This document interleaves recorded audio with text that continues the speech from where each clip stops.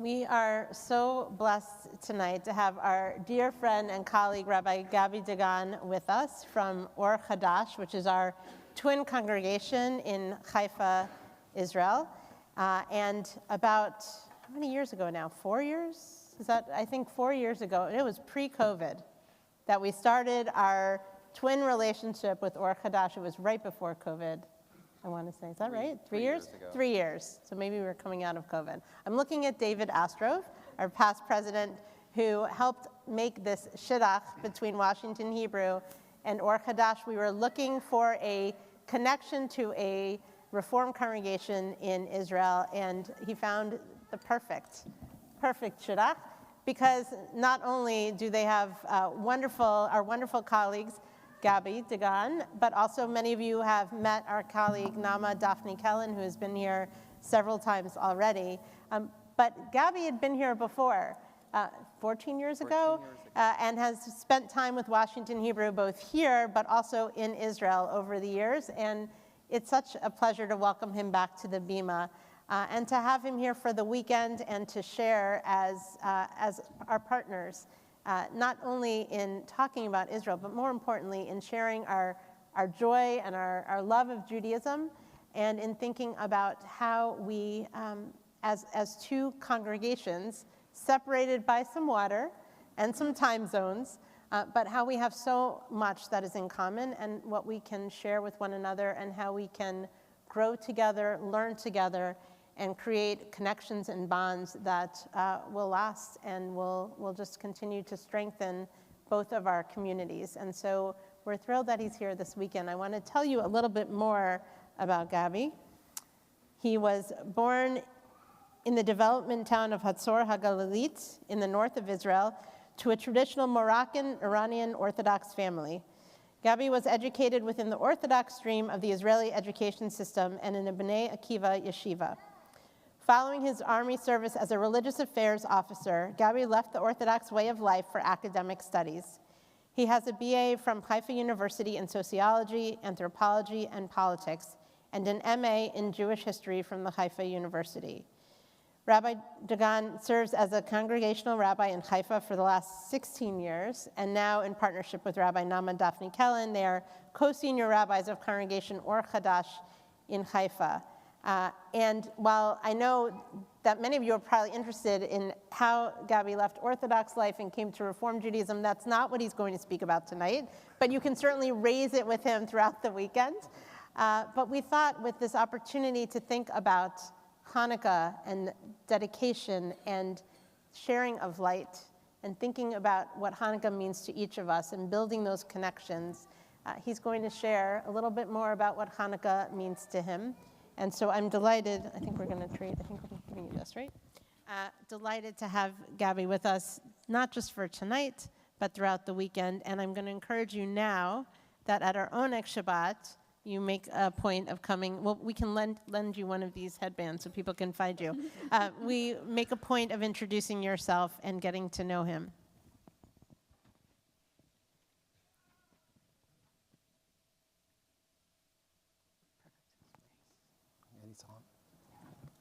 Shabbat Shalom. Shabbat Shalom. Is it okay? I just want to show you the amazing sweater that I got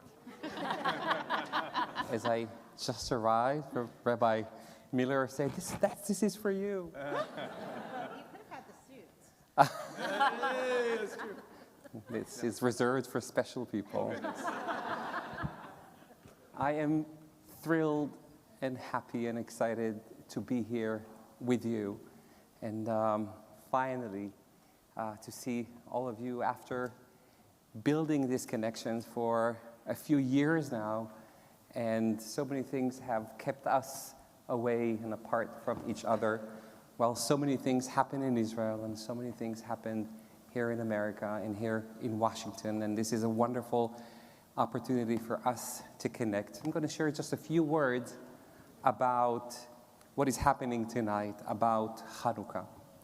And one of the most interesting things that I was asking myself and Jewish texts a little bit is, what is the miracle of Hanukkah? What is the miracle of Hanukkah? What kind of miracle really, really happen.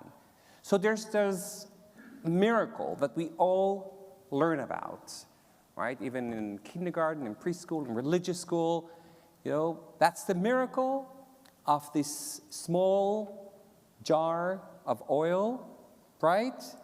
Wasn't enough for 8 days, okay? And then the miracle happened, and the menorah was lit up for a whole 8 days. So that miracle really tells us that we don't need a lot in order to bring lights for an extended period of time. We only need a very small amount. We only need to do something small in order to bring great light. So that's the first miracle of Hanukkah. What is the miracle of Hanukkah? Here is another interpretation that I want to give you, written by the Sfat Emet, the rabbi from Gur. The miracle, the true miracle, is not that the oil was enough.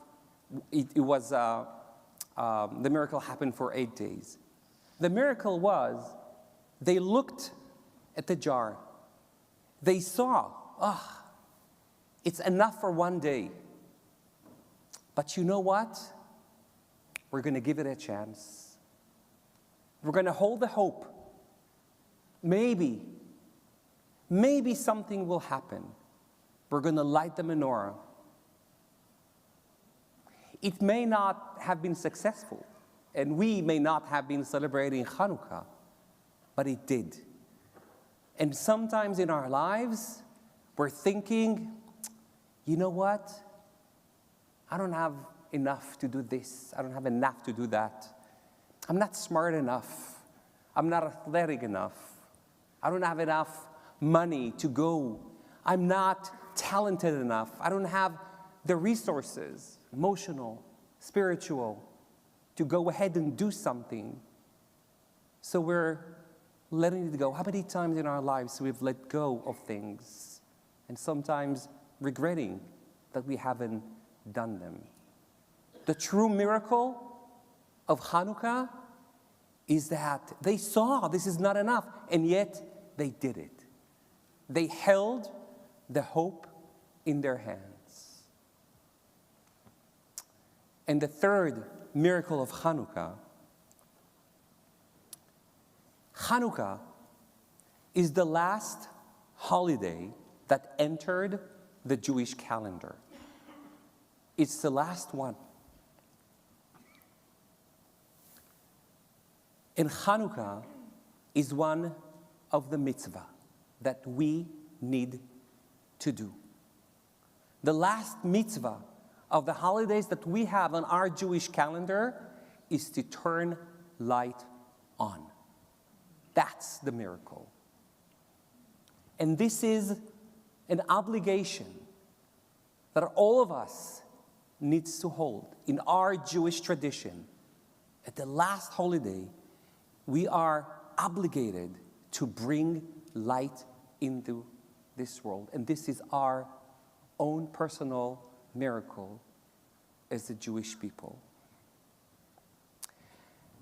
Having experienced this horrific war in our Jewish history, in the history of Israel, and everything that had happened in our area, I'm thinking about those 3 miracles of Hanukkah.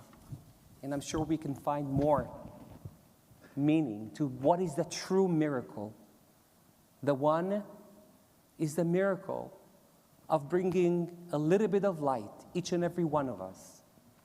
It was enough for a very long time. And you brought little lights to us, to Haifa, to Or Hadash, to Israel.